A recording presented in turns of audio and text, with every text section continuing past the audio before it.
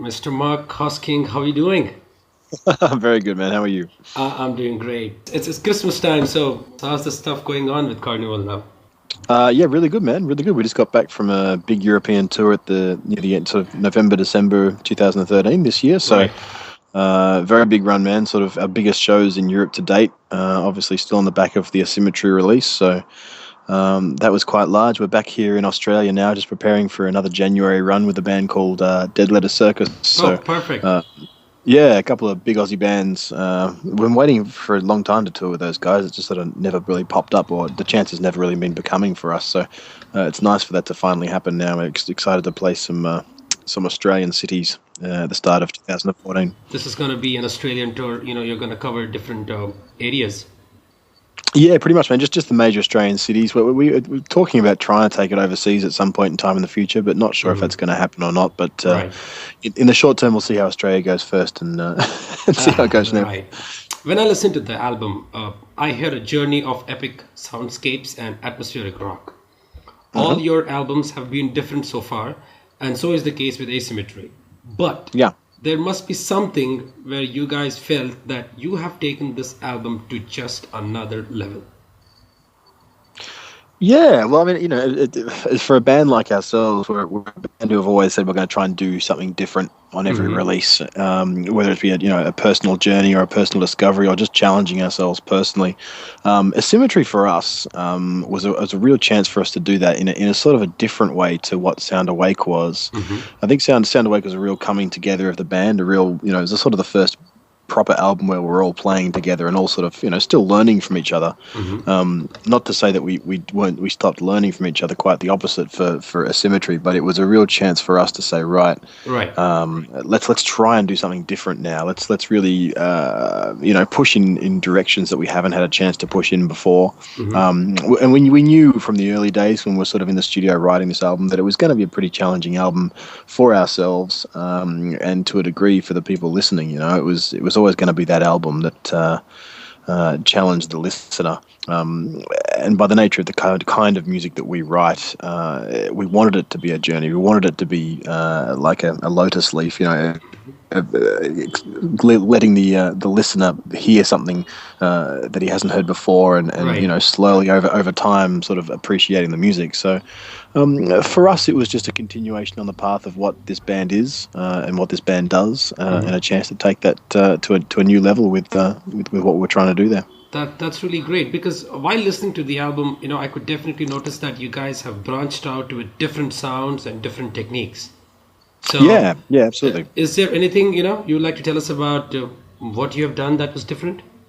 Sure. I mean, from the ground up, we said we were going to do. I mean, it's a lot. Some of it's talked about, and some of it's not. We know sort of each other as players and as people, so there's no sort of sit down, collaborative meeting saying, right, what are we going to do differently.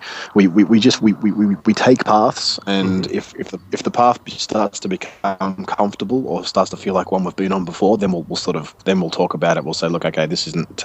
Happening. This isn't quite going. Yeah, this isn't happening, or this isn't quite going where we need it to go Right. for where this band is and what this band's trying to do.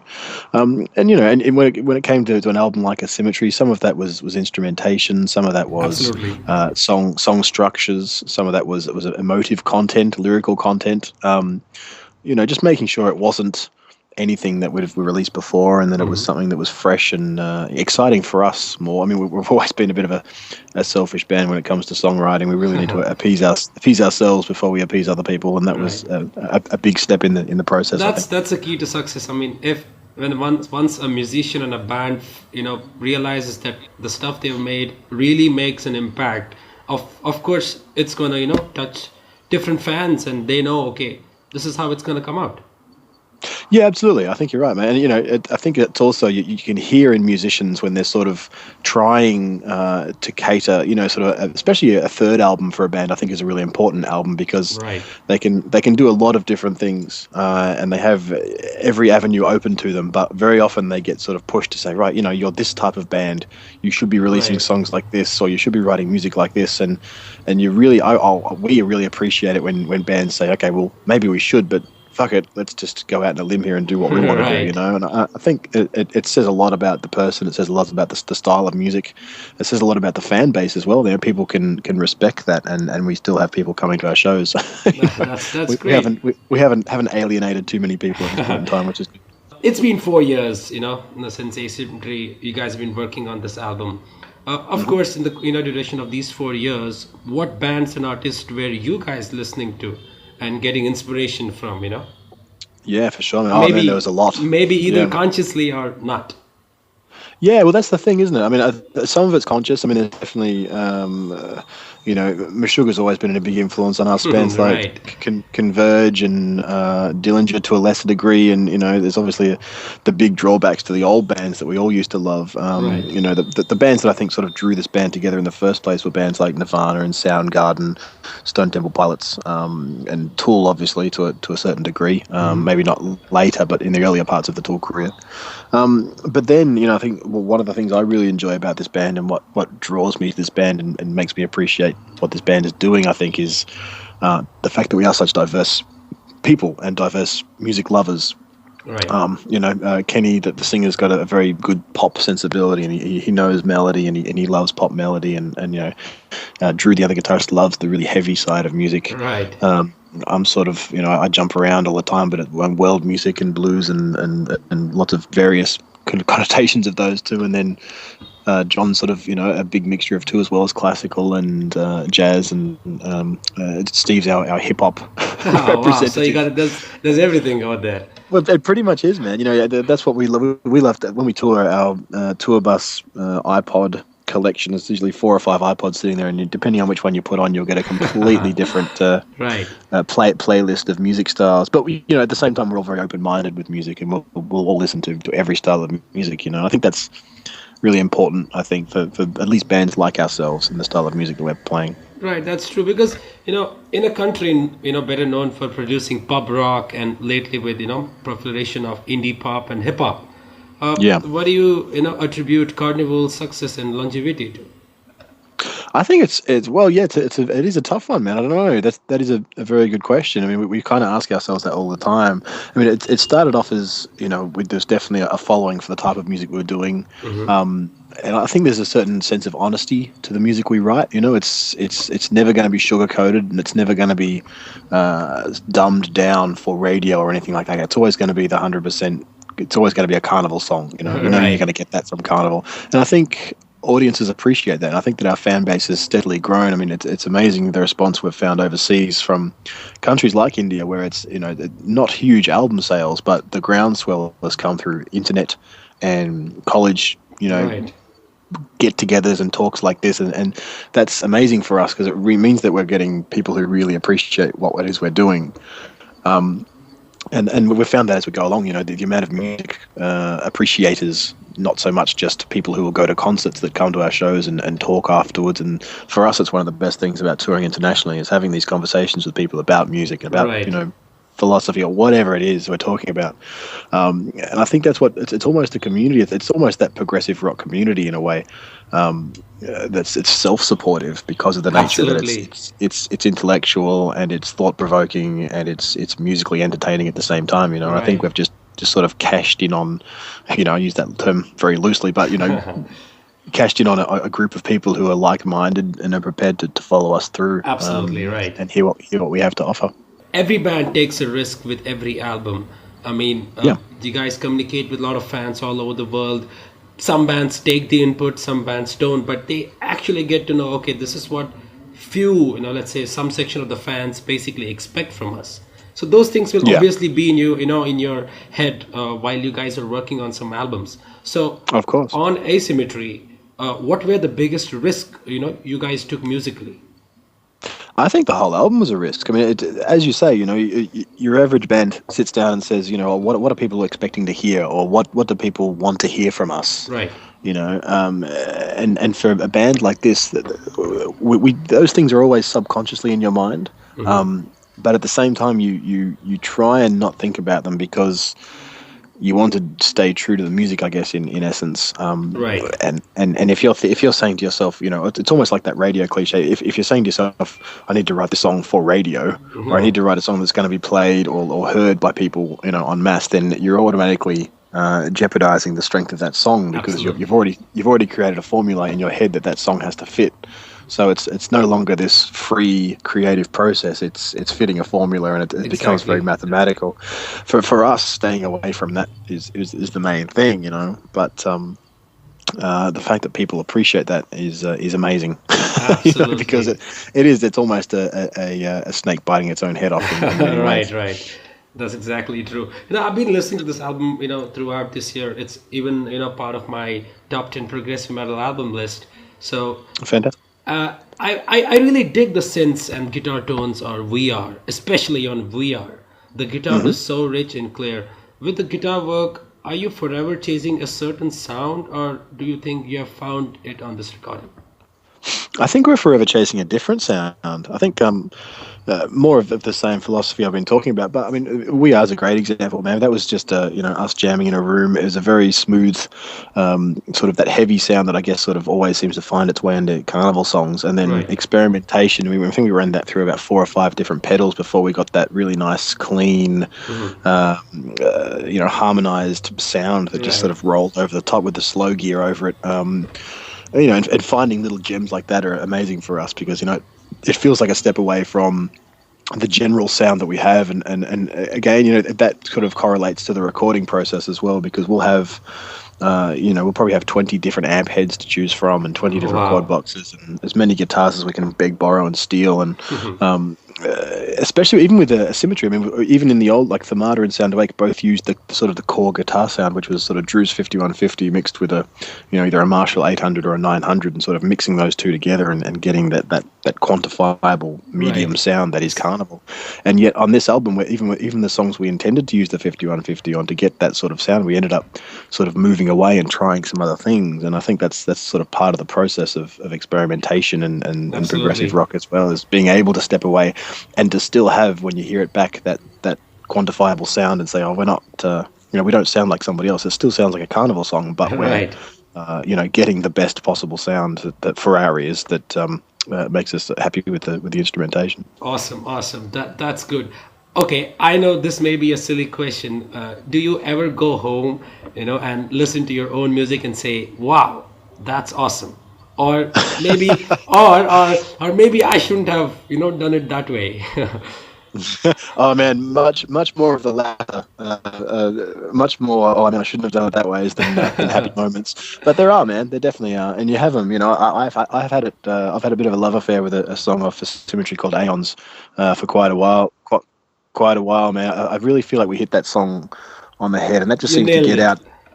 But for me, a lot of the songs it's emotive content as well. It's very hard to portray the emotion you put into a song on a final mix, because of many factors. That 5 people deciding on song structure, key choices, instrumentation choices, mixing choices. So many factors go into it that when it comes out, you just hope that maybe 50% of the emotion you put into it comes out on the final product.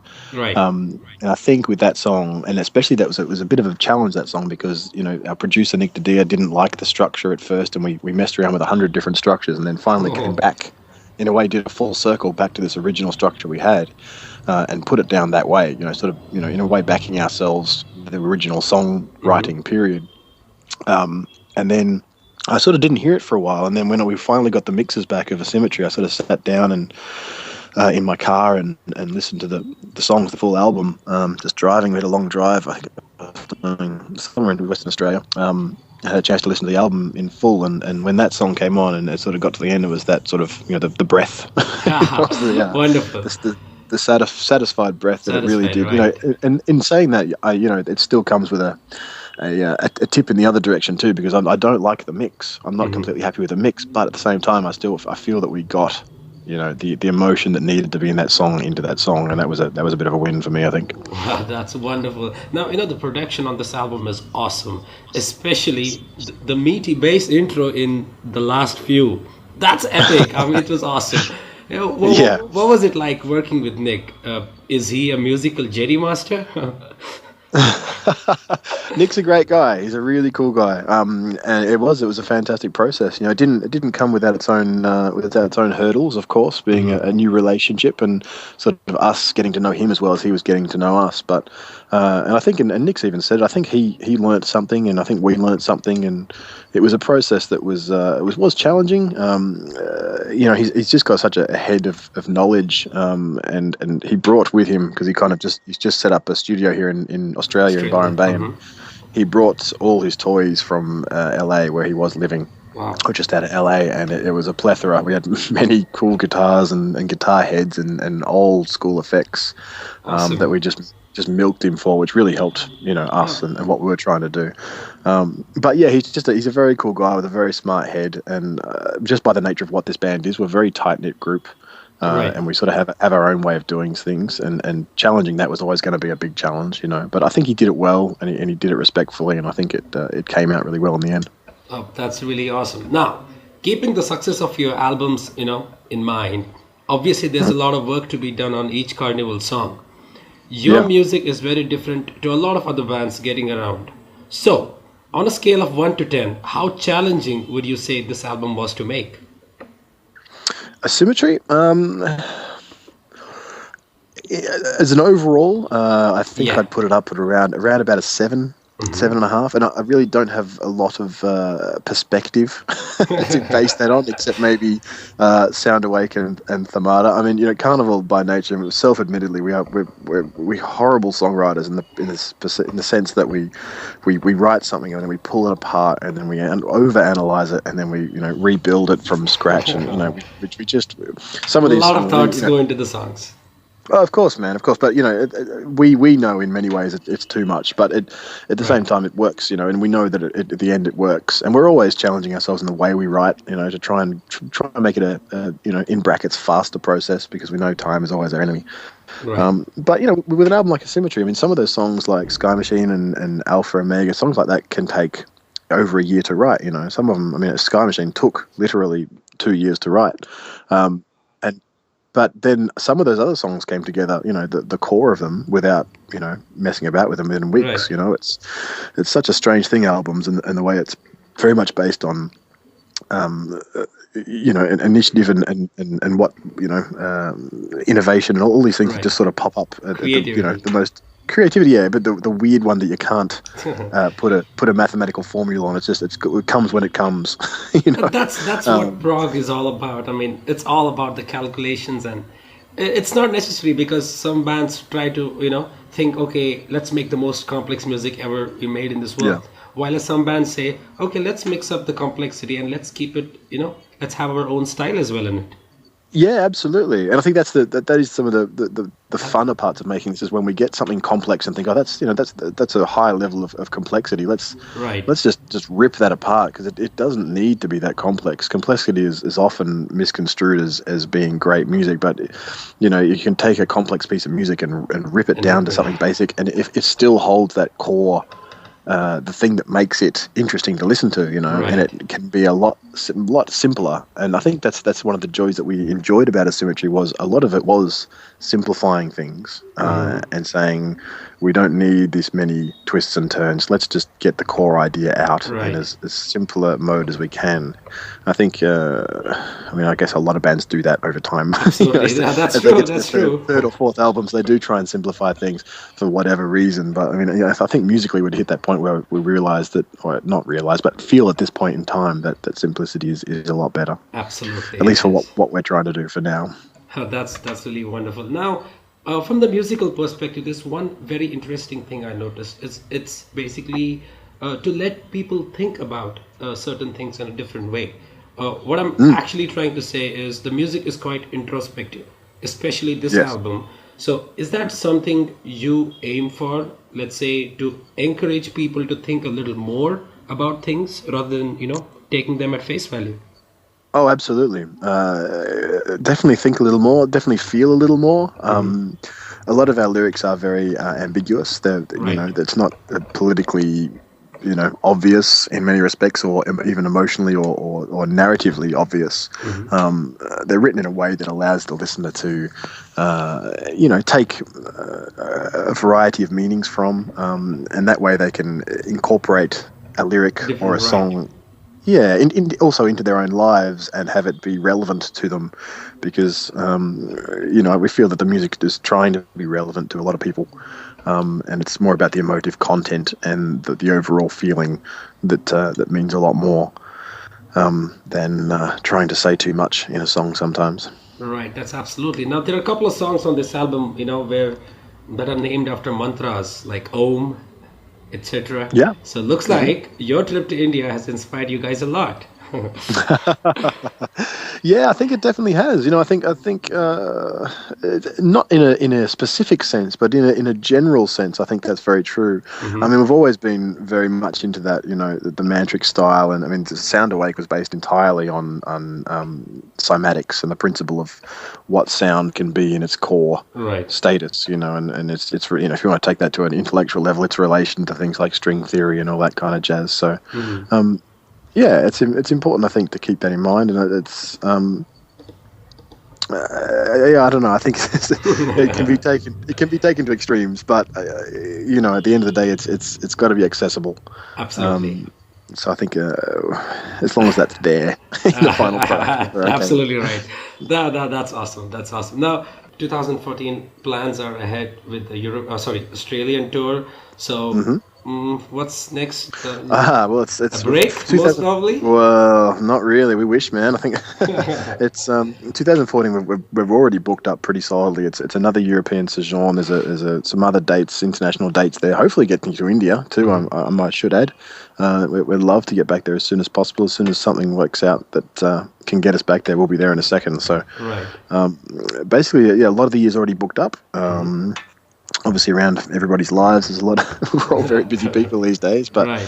and then we're already got started demoing and started writing for the next album, which Wow. So it looks as like we're gonna wait we for another always 4 years. well, that's the thing, isn't it? We always say it's not going to be 4 years, but It eventually turns out 4 years. that's right. I'm just going to stop saying that now. I think I'll just sit on the fact that it will be 4 years, and if we get it in early, we'll just take that as an extra credit. Wonderful, wonderful. Mark, thank you so much, for sparing your precious time with us on Metal Money. Thank you so much. Anytime, man. Pleasure to talk to you.